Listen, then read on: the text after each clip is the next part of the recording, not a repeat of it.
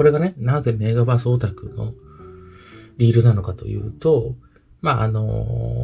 の、当時ね、それを釣り上げるときに、伊藤さんから、プロトタイプの F669X のスーパーデストロイヤーをいただいてたっていう、いただいて、そういうね、モンスターを釣り上げてたわけですが、年間にね、50アップだけでも100本以上するっていうのが、達田博さんの、伝説なんですけど、